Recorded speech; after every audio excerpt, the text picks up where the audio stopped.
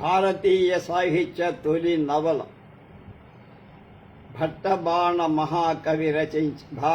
మహాకవి కుమారుడు భూషణ భట్టు రచించిన కాదంబరి ఉత్తర భాగం 12వ భాగం 3/4/20. శ్రూయతాం గంధర్వరాజపుత్రి తథా కృతార్థ ప్రలాపాపి హత్వా మహమీం ఏకాకినీం మృత్యుజ్యా వయస్య స్నేహాదాబద్ధ పరికరః స్వమే ప్రియ సుహృదయ అపహృత్య గచ్చీచ్చ అభిధాయ పురుషం తమమధ్నం.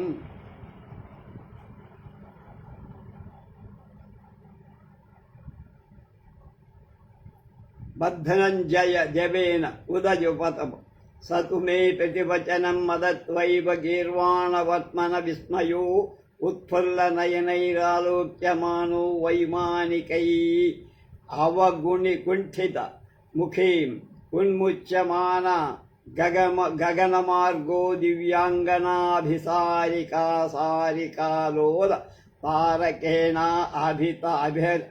అభిరిత తంతతః ప్రణమ్యమానః తారకాభిరంభర సంభరసరః కుముదాకరం తారకాగణమతిక్రమ్య చంద్రాభిరామ సకలలోకం చంద్రలోకమాగమత్. తత్ర చ మహోదయాఖ్యాయాం సభాయామిందుకాంతమయే మహతి పర్యంకే తత్పుండరీకశరీరం స్థాపయిత్వా మామవాదీత్.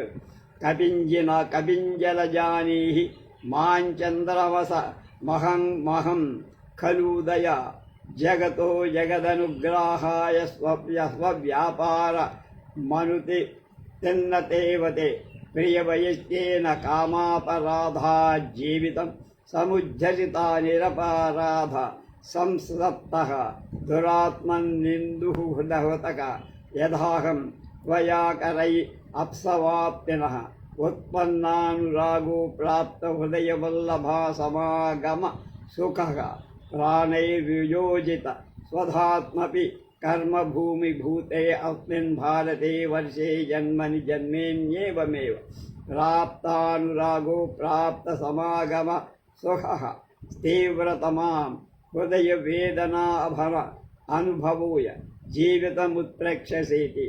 అహం తు తే నాస్యత శాపహృత భుజాధగిచ్చుపది ఉద్దీపిత ఇవ నిరాగాః కిమనేనాత్మదోషానుబంధేన నిర్వివేకబుద్ధినాశస్తోస్మిత్యుత్పన్న కోపి త్వాం అపి మత్తుల్య సుఖదుఃఖ ఏవ భవిష్యసీతి ప్రతిశాపమై ప్రాయచ్చం అపగతామర్షశ్చ వివేకా మాగతయా బుద్ధ్యా విమృశ్య మహాస్వేతా వ్యతికరమస్యాధిగతవానస్మి. వత్సాతు మహాస్వేతా మన్మయూఖా సంభవాదప్సరసః కులాల్లబ్ధ జన్మని గౌర్యాముత్పన్నాతయా చాయం భర్తా స్వయం కృతోనేన చ సంప్రతి స్వయం కృతాదేవ శాపదోషాన్మయా సహమర్చలోకే వారద్వయ అవవశ్యముత్పత్స్యవ్యం అన్యథా జన్మని జన్మని చేషావీప్సైవ న చరితార్థా భవతి. తజ్యావదయం శాపదోషో వ్యపైతి తావదస్యాత్మన విరహితస్య శరీరస్య మా వినాశో భూదితి మయేవ దముక్షిత్యానీతం. వత్సా చ మహాశ్వేతా సమాశ్వాసిత ఫలితమత్తముత్తేజతాస్య ఇదమాశాపక్షయా ఆస్థితమధునా త్వాం గత్వా వృత్తాంతమివం శ్వేతవేకేతవే నివేదయ. మహాప్రభావో శౌకదా చిదత్ర ప్రతిక్రియాం అపకాంచిత్ కరోతీత్యుక్త్వా మాం వ్యసజ్జయత్.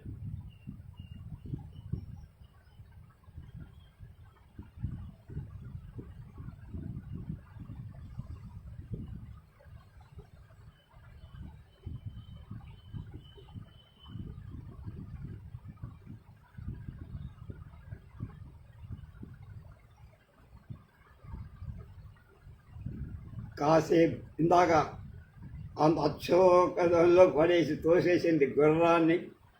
తర్వాత ఇంద్రాయుధాన్ని అచ్చోధంలో వేసి తాను కూడా దూకేసింది చిత్రలేఖ.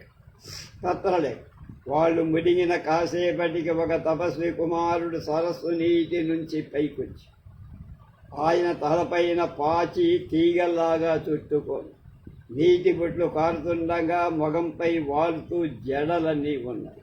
అవి సంస్కారం లేక దుమ్ము పట్టి చాలా కాలం అలా పైకి కట్టుకునే ఉన్నట్లుగా ఆ జటాబంధం కనిపిస్తూ నీటిలో తడిసిన దేహానికి అంటుకుపోయి తామరతూటి దారంలా అతడి జంధ్యం వేలాడుతూ వాడిన తామరాకు వెనక భాగంలాగా తెల్లని చివికిపోయిన మందార వల్కలం కట్టుకున్నాడు. ముఖం మీద పడుతున్న జడలను చేతితో పైకి తోసుకుంటూ అచ్చోద సరస్సులో నీరు కూరుకొన్నదా అన్నట్లుగా కన్నీరు అతని అరుణ నేత్రాలలో ఉబికి ఉంది.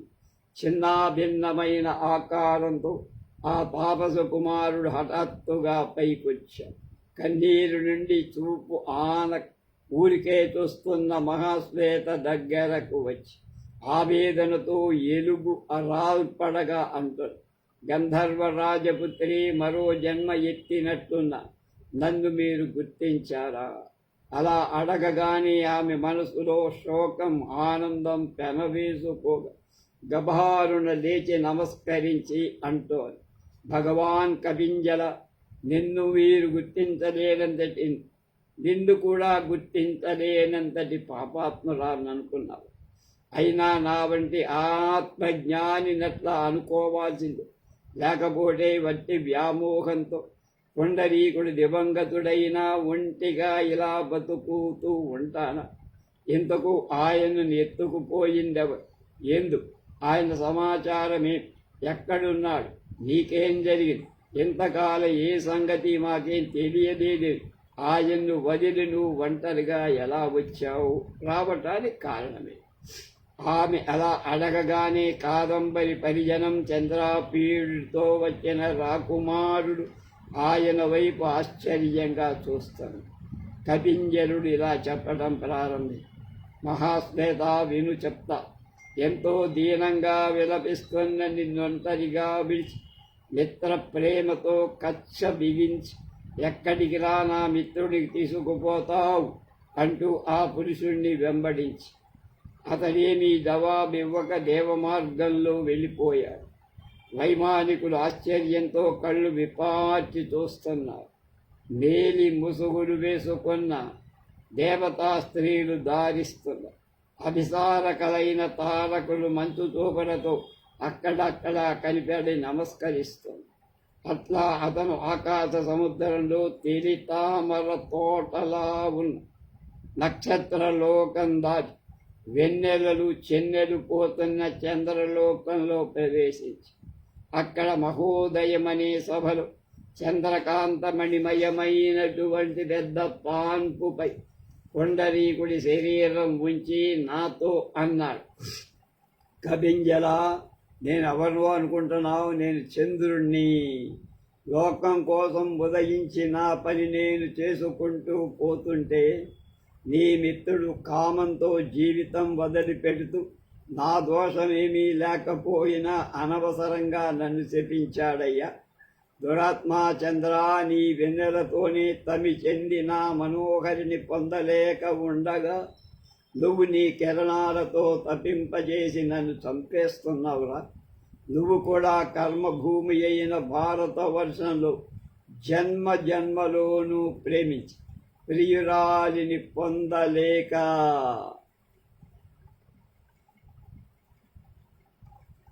ఆవేదన అనుభవించే ప్రాణం విడుతూగాక అతని శాపాగ్నితో భగ్గ మండిపోయి తన తప్పుతో తాను చూస్తూ వివేకహీనుడై నన్ను శపిస్తున్నాడెందుకని చాలా కోపం వచ్చి నీకు నాతో పాటే ఆ సుఖము దుఃఖము కలుగుతాయి అని ప్రతీకార శాపం ఇచ్చా. ఆ కోపం తగ్గిపోగానే కాస్త తేటపడిన మనసుతో ఆలోచించి అతనిపై మహాశ్వేత మరలు కొన్నదని ఊహించి కుమారి మహాశ్వేత ఆ చంద్రకిరణ సంజాతమైన అప్సర కొలంలో గౌరికి పుట్టింది.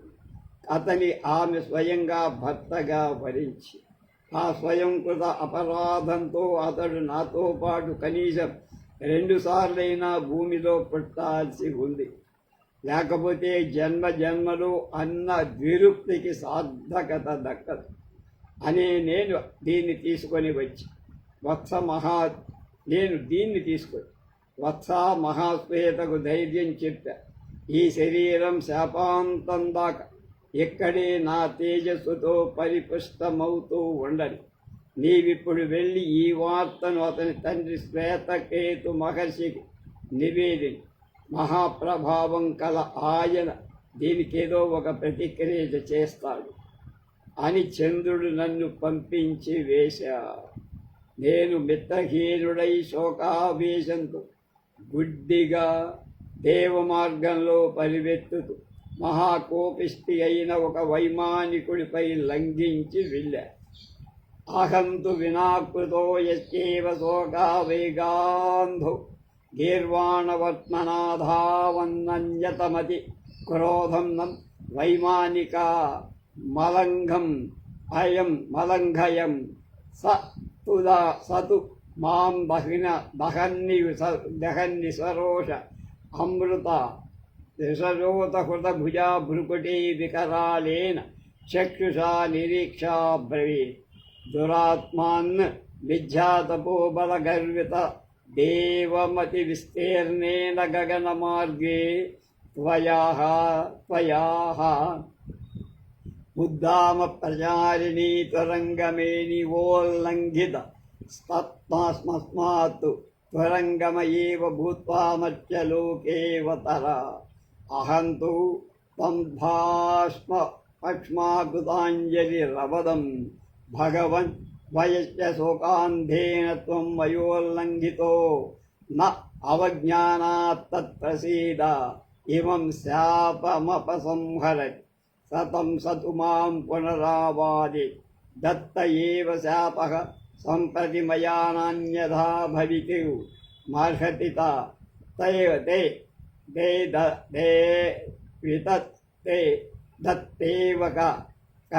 తత్తే కరోమి కియంతమపి కాలయం అస్యైవ వాహ్యతాముపయాస్యాసిత వైశ్వానసాని స్నాత్వా విగతశాపో భవిష్యసి. ఏవముక్తస్తు పునరహమదం భగవన్ యజ్జీవంతతో విజ్ఞాపయామి తే నాపి మే ప్రియవచయశ్చేన చంద్రమసా సహసా శాపదోష మత్స్యలోక ఏవోత్పత్వలోక్య యథా త్వరంగమత్వేపి నీతేనైవ సహా వినియోగేన కాలో యాయాదీతి సత్వేమ విముక్తో ముహూర్తమివ ధ్యాత్వా పునర్మామావాది అనయా స్నేహలతయా తే మామద్మద్రియం హృదయం తదాలోకితం మయోజ్జయన్వా ఉపత్వస్వచ్చే హేతోస్తపశ్యతః తారాపీడనామ్నో రాజ్ఞ స నిదర్శనం స చంద్రమసాత తమన్వయం ఉపగనవ్యం ద్వయ సేనాపి తే పుండరీకేన తన్మిత్రణ ఏవ సుఖనాశనామ్ని స్వవైపితైశ్చ అవపరమోక ఉపకారిణ చంద్రాత్మనో రాజపుత్రస్య వాహనతాముపయాస్యసీతి. అహం తు తద్వచనానంతరమేవాధస్సిమిత మహోదధమౌన్యపతన తస్మాత్ చతురంగుయీ భూయోదతిష్టన్ సంజ్ఞాతు మే త్వరంగమత్వేతి నై వాపయాతా మే వాయాయం మయాస్యైవార్ధస్య కృతే కిన్నరమిథునానుసారి భూమిమేతామానీతస్తదేశ చంద్రమసోవ చంద్రపీడాః అప్యసౌ ప్రాప్త నా దేవానురాగ సంస్కారాదభిలషం స్వయా అజానంచ శాపాగ్నినా నిర్దగ్ధ సోపి మే వయస్య పుండరీకస్య అవతార ఇతి.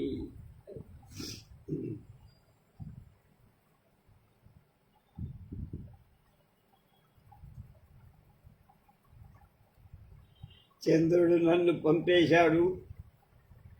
నేను మిత్రహీనుడై శోకావేశంతో గుడ్డిగా దేవ మార్గంలో పరిగెత్తు మహాకోపిస్తే అయిన ఒక వైమానికుడిపై లంఘించి వెళ్ళా. అతడు రోషాగ్నితో కాల్చి వస్తున్నట్లుగా నన్ను చూసి బొమ్మముడి పెట్టి ఇలా అన్నాడు, దురాత్మ, వ్యర్థ తపోబలం గర్విత, ఇంత విశాలమైన గగన మార్గం ఉండగా నువ్వు గుర్రల్లా నన్ను దాటిపోతున్నా. ఆ గుర్రంగాలు అని మనుష్యలోకంలో జన్మించు అని శపించాడు. అప్పుడు నేను, మహాత్మా, మిత్రుడి దుఃఖంతో అంధుడైన మిమ్మల్ని దాటాను కాదు, మిమ్మల్ని అవమానించాలని కాదు, అనుగ్రహించండి, మీ శాపం మళ్లించండి అని వేడుకున్నా. నా వాక్కు అయి తీరాల్సిందే. అయితే ఒకటి చెప్తా విను.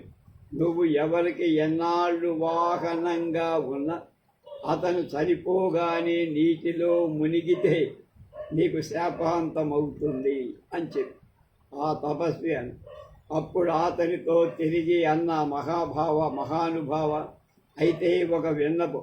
నా ప్రియమిత్రుడు పుండరీకుడు కూడా శాపంతో చంద్రుడితో పాటు భూలోకంలో జన్మించాలి. అలాగే మీరు దివ్య దృష్టితో చూసి చెప్పండి. గుర్రంగా ఉన్నా సరే నా మిత్రుడితో ఉండేటట్లుగా చేయండి. నేనలా అనగా కాసేపు ధ్యానమగ్నుడై ఆయన అన్నాడు, నీ స్నేహాతి రేఖం చూసి నా మనసు కరిగిపోయిందబ్బాయి. నేను కనుగొన్నా వాడెక్కడున్నాడు. ఉజ్జయినిలో కొడుకు కోసం తారాపీఠ మహారాజు తపస్సు చేస్తున్నాడు. అతడికి చంద్రుడు కొడుకుగా జన్మిస్తాడు. నీ మిత్రుడు పుండరీకుడు కూడా ఆ రాజు మంత్రి సుఖనాథుడి పుత్రుడిగా జన్మిస్తాడు. నువ్వు కూడా ఆ మహోపకారి అయిన చంద్రాపీఠుడికి వాహనంగా ఉండు అన్న. నేనాతను అలా అన్న వెంటనే క్రింద ఉన్న సముద్రంలో పడిపోయా. అందులోంచి గుర్రమై బయటికి వచ్చా. అయినా నాకు పూర్వజ్ఞానం ఏం పోలా. అందువల్ల నేను కిన్నెర మిథునాన్ని అనుసరించి చంద్రావతారమైన చంద్రాపీడుని ఆ పరిసరాలకు తీసుకువచ్చా. ఇక పూర్వానురాగ సంస్కారంతో నిన్ను కోరినవాడు, తెలియక నీతో శక్తుడైనవాడు అయిన వైశంపాయనుడు నా మిత్రుడు పుండరీకుడి అవతారమే. వైశంపాయుడు అంటే పుండరీకుడి అవతారం అంటూ కపింజలుడు మహాశ్వేతకు సర్వ వృత్తాంతం తెలియచేశాడు. అది విని ఏం జరిగింది? తత్ శ్రుత్వా మహాశ్వేతాః దేవ పుండరీక జన్మాంతరేప్య విస్మృత తమదనురాగవత్ తదిబద్ధ జీవితమచ్చరణ మన్ముఖా అవలోకెన్ అస్మయా సకలది జైవలోక కథం లోకాంతరగతస్యాపి దేహాం ఏవ రాక్షసీ వినాశాయోపజాతా దగ్ధ ప్రజాపతేర్యేయ దేవమన్నిర్మాణే దీర్ఘజీవితప్రదానే చ ప్రయోజనం నిష్పన్నయం తత్పునస్తేన వ్యాపాదనం స్వయం హత్వా పాపకారిణీముపాలభేకం బ్రవీమి కస్మై కథయామి కయా క్రందామివ లిక ఉపయామి శరణం కో వా కరోతు మయి దయాం యాచేహం ఆత్మనైవాపరాద్ధుగ్ధ